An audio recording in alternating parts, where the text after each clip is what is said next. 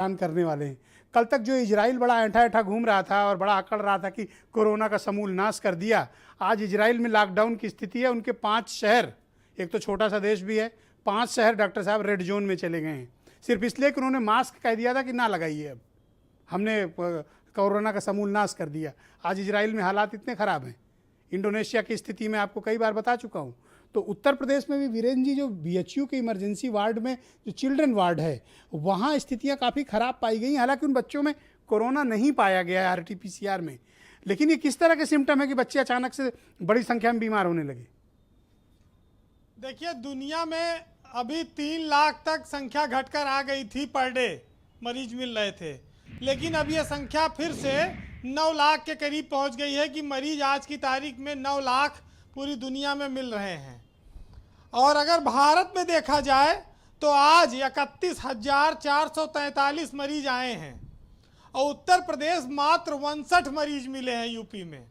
तो इस दृष्टिकोण से उत्तर प्रदेश बहुत अच्छा है।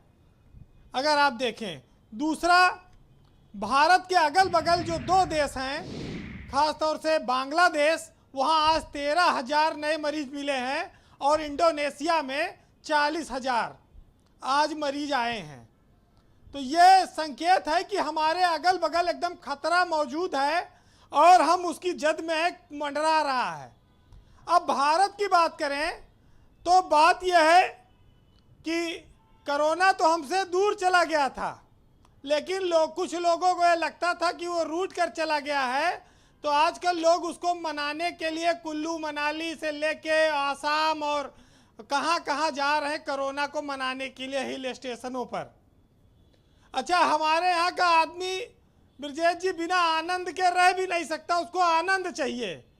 चूँकि गर्मी बहुत पड़ रही है तो ठंडे इलाके में जाना है, आनंद लेना है। फेसबुक पे वो डालता है कि आज ठंडी हवा का आनंद लेते हुए देहरादून में और उत्तराखंड में और सिक्किम में और कहाँ कहाँ पूर्वोत्तर के राज्यों में।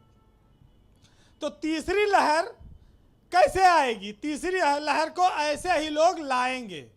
तीसरी लहर आने को तैयार नहीं है भारत में, लेकिन यहाँ के लोग परेशान हैं कि किसी तरह से वो आ जाए। अच्छा, दूसरा, यूपी की बात करिए आप। भारत के पास तो अभी संभलने का बहुत वक्त है, अगर वो संभलना चाहे।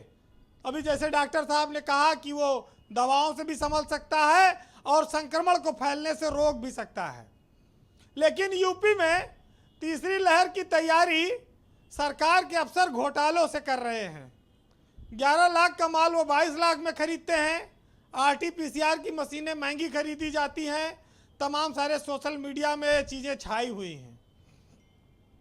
अब बात आती है कि आज की तारीख में उत्तर प्रदेश के 43 जिले कोरोना मुक्त हैं, वहाँ एक भी मरीज नहीं है और ये बहुत बड़ी उपलब्धि है।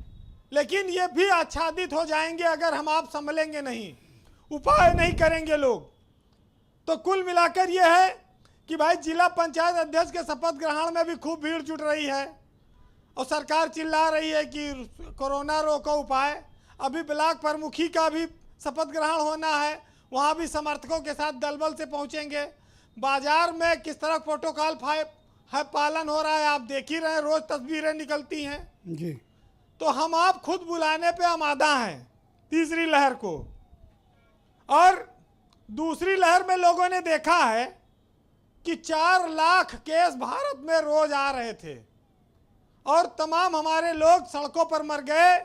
ऑक्सीजन सिलेंडर नहीं मिला, बेड नहीं मिला। उसके बावजूद अगर हम चिंता नहीं कर रहे हैं तो हम खतरा मोल लेंगे। पर आपको कहाँ लगता है कि कौन चिंता करता हुआ दिख रहा है? बल्कि लोग गुस्सा कर रहे हैं कि ये कोरोना पे डिबेट क्यों कर रहे हो?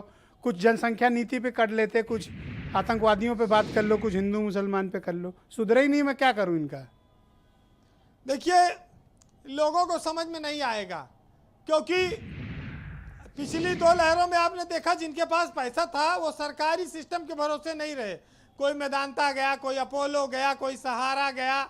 बढ़िया अस्पतालों में विधायक, मंत्री, सब इन लोगों ने, अफसरों ने बेड कब्जा कर लिया। लोगों को बेड मिलना नहीं, और जिन्हें मिला उन्हें ठेला में मिला, किसी को भावराव देहवरस में मिला, किसी को कहीं मिला सरकारी तंत्र में, किसी बलरामपुर में मिला, पड़े रहो, गर्म पानी तक नहीं मिला, तमाम सारी शिकायतें आती रहीं। तो अगर आप फिर वही दृश्य चाहते हैं, अपने बच्चों के साथ चाहते हैं, छोटे छोटे बच्चे हैं वो अकेले रह भी नहीं पाएंगे हॉस्पिटल में, उनको माँ बाप की ज़रूरत होगी। सरकार कहेगी भाई हम तो देखो कोरोना के बाद आपको मुफ्त राशन दिए और मुफ्त में तमाम सारी चीज़ें दे रहे हैं, हमारे बस में जो है। और जो घटना हुई आपने देखा, दफनाने तक को जगह तो मिली नहीं। अब पता नहीं कैसे लोग इन सब चीज़ों को भूल जाते हैं। बच्चों के लिए कह रहे हैं 100 बेड का अस्पताल बना रहे हैं। अरे जब जिलों की आबादी 30-30 लाख 40-40 लाख है तो 100 बेड के अस्पताल क्या कर लेगा उसका? नहीं, कौन सा अस्पताल बनाए थे कि बीएचयू में चिल्ड्रन वार्ड भर गया, वो भी तब जब अभी लहर नहीं है, मेज पे लिटा के बच्चों का इलाज चल रहा है।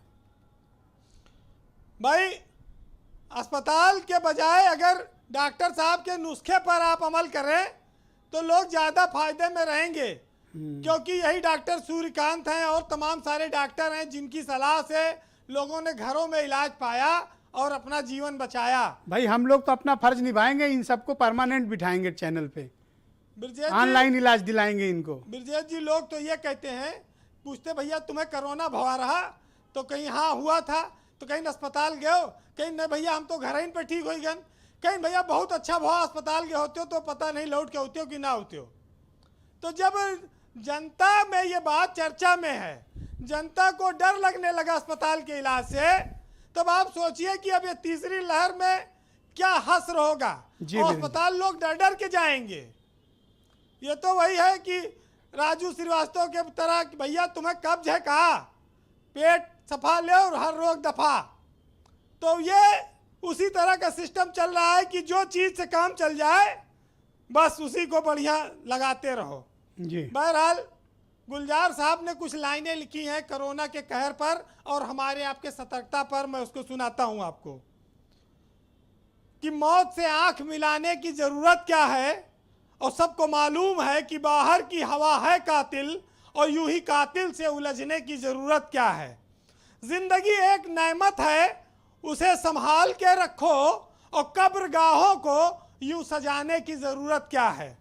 दिल बहलाने के लिए घर में वजह है काफ़ी, और यूं गलियों में भटकने की ज़रूरत क्या है, और बेवजह घर से निकलने की ज़रूरत क्या है।